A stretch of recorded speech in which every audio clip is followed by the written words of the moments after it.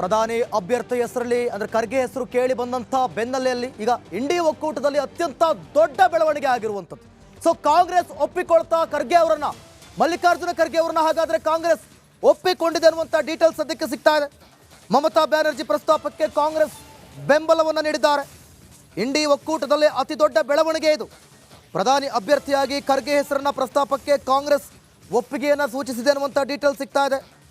ಮಲ್ಲಿಕಾರ್ಜುನ್ ಖರ್ಗೆ ಹೆಸರು ಮುಂಚೂಣಿಗೆ ಕಾಂಗ್ರೆಸ್ ಜೈ ಎಂದಿದೆ. ಕಾಂಗ್ರೆಸ್ ಉನ್ನತ ಮೂಲಗಳಿಂದ ಈ ಮಾಹಿತಿ ಲಭ್ಯವಾಗಿರೋದು. ಖರ್ಗೆ ಹೆಸರು ಪ್ರಸ್ತಾಪಕ್ಕೆ ನಿತೀಶ್ ಕುಮಾರ್ ಬಹಿರಂಗವಾಗಿ ವಿರೋಧವನ್ನು ವ್ಯಕ್ತಪಡಿಸಿದರು. ಈ ಬಗ್ಗೆ ಜೆಡಿಯು ನಾಯಕ ಸುನಿಲ್ ಕುಮಾರ್ ಕೂಡ ಈಗಾಗಲೇ ಜನ ನಿತೀಶ್ ಕುಮಾರ್ ಪ್ರಧಾನಿ ಆಗಬೇಕು ಅಂತೇಳಿ ಬಯಸ್ತಿದ್ದಾರೆ ಅಂತೇಳಿ ಒಂದು ಪೋಸ್ಟರನ್ನು ಹಾಕಿ ಅದ್ರ ಬಗ್ಗೆ ಮಾತನಾಡಿದ್ರು. ಈ ಬೆನ್ನಲ್ಲೇ ಈಗ ಇಂಡಿ ಒಕ್ಕೂಟದಲ್ಲೇ ಇದು ಮಹತ್ವದ ಬೆಳವಣಿಗೆ.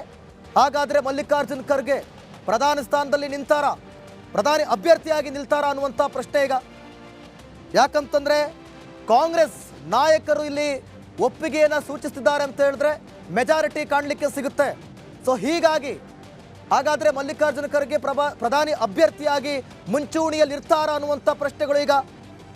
ಮಮತಾ ಬ್ಯಾನರ್ಜಿ ಮತ್ತು ಆಪ್ ನಾಯಕ ಅರವಿಂದ್ ಕೇಜ್ರಿವಾಲ್ ಪ್ರಸ್ತಾಪ ಮಾಡಿದಂಥ ಅಭ್ಯರ್ಥಿ ಹೆಸರು ಮಲ್ಲಿಕಾರ್ಜುನ ಖರ್ಗೆ ಮುಂಚೂಣಿಯಲ್ಲಿರುತ್ತಾ? ಹಾಗಾದರೆ ಕಾದು ನೋಡಬೇಕಾಗುತ್ತೆ.